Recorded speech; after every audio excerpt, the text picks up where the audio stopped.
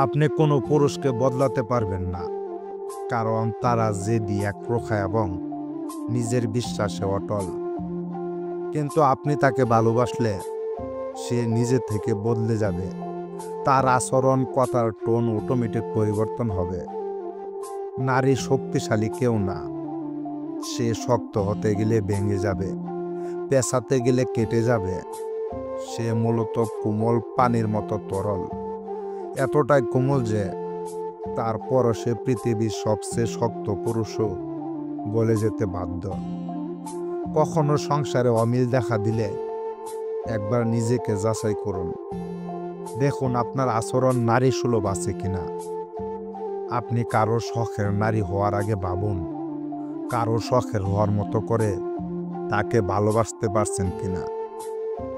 তালাক হয়ে যাবে, সবাই উপস্থিত, সালিশ চলছে, তখনও কোনো স্ত্রী নারী হয়ে উঠলে কোমল সুরে একবার পুরুষকে চাইলে স্বামীর পাহাড় সমান রাগও নিমিষে বরফ শীতল পানি হয়ে যায়।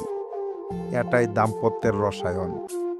স্বামী স্ত্রী ছাড়া এই পৃথিবীর কেউ এর মূল কারণ বুঝে না।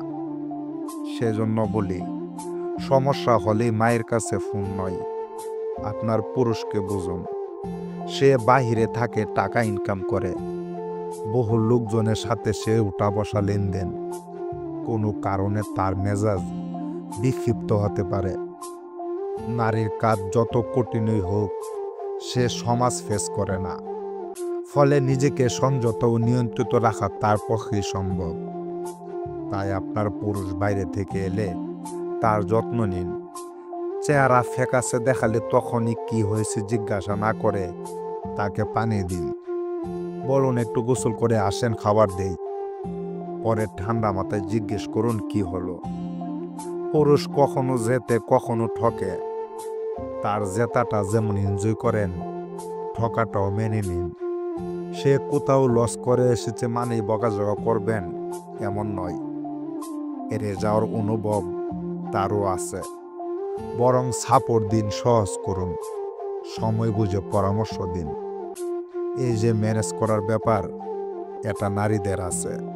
নারী শোকন, নারী শান্তি, নারী পুরুষের মোহ। যে নারীর কণ্ঠ পুরুষের চেয়ে উঁচু, চলাফেরা অতি আধুনিক, পুরুষচিত। যে নারী ময়ূর থেকে কাক হতে চাই, নিজের মোহনীয় সৌন্দর্য ছেড়ে বিদঘুটে হতে চাই, এমন নারী যত সুন্দরী হোক তার সংসার হয় না, হলেও মরচে ধরে যায়। বাচ্চা কাচ্চা বা সামাজিকতার জন্য কোনো রকম টিকে থাকে। একে জীবন বলে না, একে বলে ঘানি টেনে যাওয়া। সুতরাং নারী আপনি বরং নারী হন, কোমল হন, শান্ত হন, নরম হন। দেখবেন পাথরের মতো পুরুষও আপনার ফোঁটা ফোঁটা ভালোবাসার সামনে নিজেকে বিলিয়ে দিতে বাধ্য।